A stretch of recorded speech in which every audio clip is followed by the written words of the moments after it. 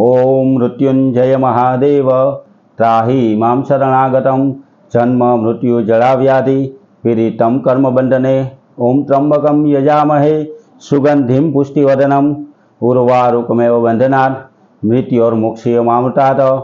બધા પારિવારિક મિત્રોને હર હર મહાદેવ। તમારા બધાનું અમારી આશીર્વાદ જ્યોતિષ ચેનલમાં મિત્રો હાર્દિક સ્વાગત છે। હંમેશાની પરંપરાની જેમ મિત્રો ધાર્મિક માહિતી આપની આગળ રજૂ કરવા ફરીથી અમે આજે આપણી આગળ હાજર થયા।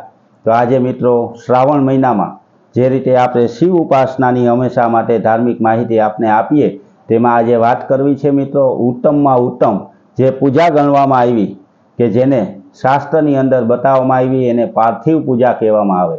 ઘણી વખત મિત્રો આપણે પાર્થિવ પૂજા એવો શબ્દ સાંભળ્યો હોય પણ આપણને ખબર ન હોય કે પાર્થિવ પૂજા એટલે શું। બીજા નંબરની વાત એ કે પાર્થિવ પૂજા કઈ રીતે કરવી તેની પણ આપણને માહિતી ન હોય મિત્રો। તો એના વિશેની આજે માહિતી દેવા માટે અમે આ વિડીયો બનાવ્યો। તો મિત્રો પૂરેપૂરી માહિતી જાણજો કે પાર્થિવ પૂજન કેમ કરવું, પાર્થિવ પૂજનનું શિવલિંગ કેમ બનાવી અને એનું વિસર્જન કઈ રીતે કરવું તેના વિશેનો આજનો વિડીયો છે મિત્રો। તો આજે પાર્થિવ પૂજા વિશેની વાત કરીએ તો એના ઇતિહાસમાં એવું છે કે સૌથી પહેલાં શુદ્ધજી જ્યારે બધા ઋષિમુનિઓને વાત કરતા હતા ત્યારે બધા ઋષિમુનિઓએ બહુ સારો એવો પ્રશ્ન પૂછ્યો અને શુદ્ધજીએ એનો સારો જવાબ આપ્યો। તેની શુદ્ધજીએ જવાબ આપ્યો કે જે કોઈ મનુષ્ય આ શ્રાવણ મહિનાની અંદર જો પાર્થિવ પૂજન કરે એટલે કે માટીનું શિવલિંગ બનાવી અને એનું પૂજન કરે તો એના અનેક જન્મના પાપનો નાશ થઈ જાય। અને જ્યારે ઋષિમુનિઓએ પ્રશ્ન પૂછ્યો કે હે શુદ્ધ પુરાણી આ પાર્થિવ શિવલિંગ એટલે શું, એનું પૂજન શું, એ ક્યારે કરાય અને કોના હાથે કરાય તે અમને જણાવો। ત્યારે શુદ્ધજી કહેવા લાગ્યા કે આ પાર્થિવ પૂજા એ બહુ ઉત્તમ ફળ આપનારી છે અને આ પાર્થિવ પૂજા કોઈ પણ વ્યક્તિ ધર્મપારાયણ થઈ અને કરી શકે। પાર્થિવ પૂજા કરવા માટે ઘરે એક શિવલિંગ બનાવવાની આવે તો એ શિવલિંગ માટેની માટી કોઈ પવિત્ર તળાવ અથવા નદીના કિનારેથી લઈ આવી અથવા તો શાસ્ત્રમાં એવું બતાવ્યું કે ક્યાંય સાપનો રાખડો હોય તો ત્યાંથી પણ માટી લઈ આવી અને શિવલિંગ બનાવી એને બહુ ઉત્તમ કહેવામાં આવ્યું છે।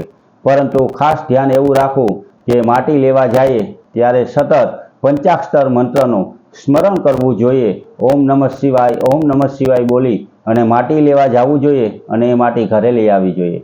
ઘરે લઈ આવી સૌથી પહેલાં તો એની ઉપર ગાયના દૂધનો છંટકાવ કરી અને એને પવિત્ર કરવામાં આવે।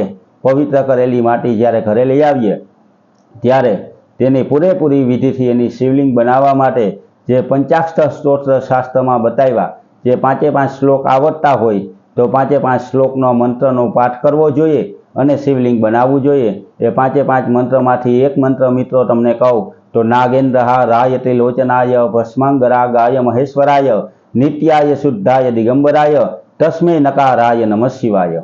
આ પંચાક્ષર સ્તોત્રના 5 અક્ષરમાંથી બનાવેલા એક મંત્રને જે 5 મંત્ર આવે તે મંત્રનો પાઠ કરી અને પાર્થિવ શિવલિંગનું સર્જન કરવું જોઈએ। અને પાર્થિવ શિવલિંગ બનાવવા માટે મિત્રો તે માટીની અંદર ગાયનું ગૌમૂત્ર, ગાયનું દૂધ, ગાયનું ઘી, ગંગાજળ અને કોઈ સારા અને મોટા હવનની જો ભસ્મ મળે તો તે ભસ્મ એમાં પધરાવવી જોઈએ। અને પછી ભગવાન શિવજીનો મંત્રના જાપ કરતાં કરતાં શિવલિંગનું સર્જન કરવું જોઈએ। શિવલિંગ બનાવી એનું થારું અને ઉપર બિરાજમાન 9 કુલના નાગદેવતા પણ માટીમાંથી બનાવવા જોઈએ અને પછી શિવજીનું પૂજન કરવું જોઈએ। ઘણી વખત મિત્રો આપણને ખબર ના હોય કે શિવજીનું પૂજન કરવા માટે કઈ દિશામાં મુખ રાખી અને આપણે બેસવું। તો એના માટે મિત્રો એવો નિયમ છે કે ઉત્તરાભિમુખ આપણે બેસવું જોઈએ। ઉત્તરાભિમુખ બેસી અને ભગવાન શિવજીનું પૂજન કરવું એને બહુ ઉત્તમ બતાવવામાં આવ્યું છે। અને મિત્રો શિવજીનું પૂજન કરવાથી પાર્થિવ પૂજાનું શિવ પૂજન કરવાથી પાર્થિવ લિંગની પૂજા કરવાથી એવું કીધું કે કોઈ પણ પ્રકારના પાપ હોય તો એ પાપમાંથી આપણે મુક્ત થાઈએ। ધન, ધાન્ય અને પુત્રની પ્રાપ્તિ ભગવાન શિવજીના આશીર્વાદથી આપણને થાય છે। કોઈ પણ પ્રકારનું આપણને કષ્ટ હોય તો તે કષ્ટનો પણ નાશ થઈ જાય છે। કોઈ પણ પ્રકારની શારીરિક અથવા માનસિક પીડા હોય તો એમાં પણ પાર્થિવ લિંગની પૂજા કરવાથી એ પીડામાંથી આપણને મુક્તિ મળે છે। કોઈ પણ પ્રકારનું આપણી ઉપર દુઃખ આવી ગયું હોય તો તે દુઃખનો પણ ભગવાન શિવજી નાશ કરી નાખે છે। આમ પાર્થિવ લિંગની પૂજા તે શાસ્ત્રમાં બહુ ઉત્તમ બતાવવામાં આવી છે।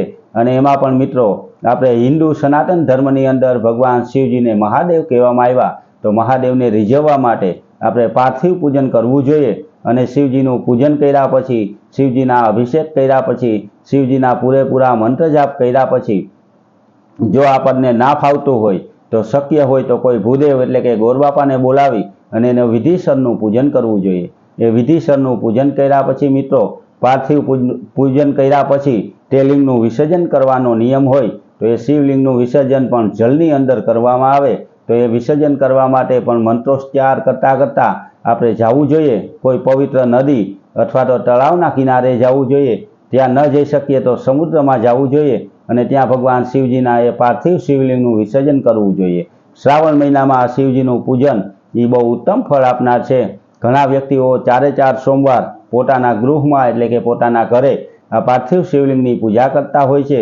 અમુક મોટા મંદિરોની અંદર પણ ત્યાંના જે કોઈ પૂજારી મહંત હોય તે પાર્થિવ પૂજા જેવો આધ્યાત્મિક પ્રોગ્રામ ગોઠવતા હોય છે અને આમ જોઈએ તો મિત્રો અમુક મંદિરોમાં તો 108 પાર્થિવ લિંગ બનાવી અને યજમાનના હાથે ત્યાં પૂજા કરવામાં આવતી હોય, તે પણ બહુ ઉત્તમ ફળ આપવાવાળી છે।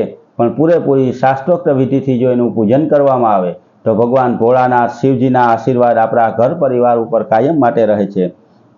અને શિવજીની પૂજન કરવું, એમાં પણ આ પાર્થિવ પૂજન કરવું એ શિવ પુરાણમાં પણ બતાવવામાં આવ્યું કે એને બહુ ઉત્તમ ગણવામાં આવે છે। આ શિવ પૂજન કરવાથી જન્મો જન્મના દુઃખ હોય તેનો પણ નાશ થઈ જાય, જન્મ જન્મના પાપ હોય તેનો પણ નાશ થઈ જાય અને ભગવાન ભોળાનાથ આપણને સારા એવા આશીર્વાદ આપે છે।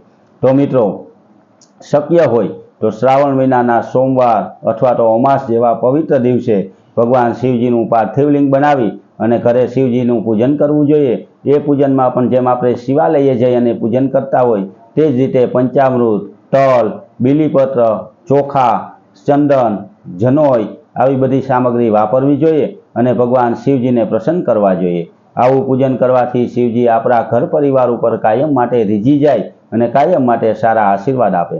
આમ મિત્રો શિવ પુરાણમાં અને શુદ્ધ પુરાણીએ કહ્યું જે પાર્થિવ પૂજનનું મહત્વ તે મેં આપને બતાવ્યું। જે અમારી આ આશીર્વાદ જ્યોતિષની અંદર અમે હંમેશા માટે નવી માહિતી રજૂ કરીએ, એમાં પણ મિત્રો અત્યારે શ્રાવણ મહિનામાં વધુ પડતા વિડીયા અમારા શિવજીને લાગુ પડતા હોય, શિવ પૂજનને લાગુ પડતા હોય એવા વિડીયા બનાવી અને આપની આગળ રજૂ કરીએ છીએ। મિત્રો જે કંઈ માહિતી આપની આગળ રજૂ કરીએ તે સચોટ અને સાચી રજૂ કરવાનો પૂરો પ્રયત્ન કરીએ અને એની હારોહાર આપણને સમજાઈ જાય એવી ભાષામાં પણ અમે રજૂ કરીએ છીએ। મિત્રો તો પાર્થિવ પૂજા એ જરૂર ને જરૂર કરવી જોઈએ। પાર્થિવ પૂજા કરવાથી તન, મન અને ધન બધું પવિત્ર બને છે। આપણા ઘરની અંદર સુખ શાંતિ ભગવાન ભોળાનાથ આપે છે। અને હારોહાર મિત્રો અમારા આ વિડીયાની અગાઉ મૂકેલા વિડીયામાં 12 જ્યોતિર્લિંગનું મહત્વ, ભગવાન શિવજીને કઈ વસ્તુ અર્પણ કરવાથી શું ફળ મળે એનું મહત્વ, ભગવાન શિવજીના બીલીપત્રનું મહત્વ અને કયા સોમવારે કયા ધાન્યથી ભગવાન શિવજીની પૂજા કરવી તેનું મહત્વ, તે બધું અમારા બધા વિડીયાની અંદર અમે રજૂ કરેલા છે। મિત્રો તો તે પણ વિડીયા તમે જરૂર ને જરૂર જોજો અને અમારી ચેનલને સબસ્ક્રાઈબ કરી અને અમારા પણ આનંદમાં વધારો કરજો। મિત્રો હંમેશા માટે અમારી મહેનત કાયમ માટે આ ધાર્મિક વિડીયા પ્રચાર કરી અને ધર્મનો પ્રચાર કરવાનો હોય છે અને હિન્દુ સનાતન ધર્મનો પ્રચાર થાય ને બધા વ્યક્તિઓને પોતાના ધર્મ વિશેની જાણકારી મળે એના માટે અમે મહેનત કરી અને આવા વિડીયા બનાવી આપના સુધી પહોંચાડીએ છીએ। મિત્રો તો અમારા આવા કાર્યની અંદર તમે પણ સહયોગ આપી સબસ્ક્રાઈબ કરી અને અમારા વિડીયાને શેર કરજો, એટલે બધા વ્યક્તિઓ સુધી આવી માહિતી પહોંચી શકે। અને કદાચ મિત્રો કોઈ પણ પ્રશ્ન હોય, કોઈ વસ્તુ ના સમજાય તો તમે પણ કોમેન્ટ કરી અને જે કંઈ પ્રશ્ન પૂછો એનું પણ નિરાકરણ એટલે કે એનો જવાબ અમે દેવા માટે પૂરેપૂરી મહેનત કરશું। પણ અમે જે કંઈ નિરાકરણ આપીએ મિત્રો તે અમારી રીતના પૂરેપૂરું અને સચોટ આપશું, એ પણ જવાબદારી હોય છે। તો આવી ધાર્મિક માહિતી મેળવવા માટે મિત્રો અમારી આ ચેનલને સબસ્ક્રાઈબ કરજો, અમારી હારે હંમેશા માટે જોડાયેલા રહેજો અને આવા ધાર્મિક માહિતીના વિડીયા મેળવતા રહેજો। હારવાર મિત્રો સબસ્ક્રાઈબ કરવાથી હંમેશાનું પંચાંગ, હંમેશાની તિથિ, વાર અને રાશિ આપના મોબાઈલમાં આવી જશે। જે પણ માહિતી અમે પંચાંગની રજૂ કરીએ તે પણ આધારભૂત પંચાંગમાંથી લઈ અને રજૂ કરેલી હોય છે। અને મિત્રો એ દિવસનો જે કંઈ મહિમા હોય, જે દિવસનું પંચાંગ રજૂ કરીએ તે દિવસનો તિથિનો અથવા તો વારનું કંઈ પણ મહત્વ હોય તો એ પણ અમે હારવાર રજૂ કરી દઈએ છીએ। એટલે મિત્રો ધાર્મિક માહિતી મેળવવા માટે અમારી ચેનલને સબસ્ક્રાઈબ કરજો। બધા પારિવારિક મિત્રોને હર હર મહાદેવ।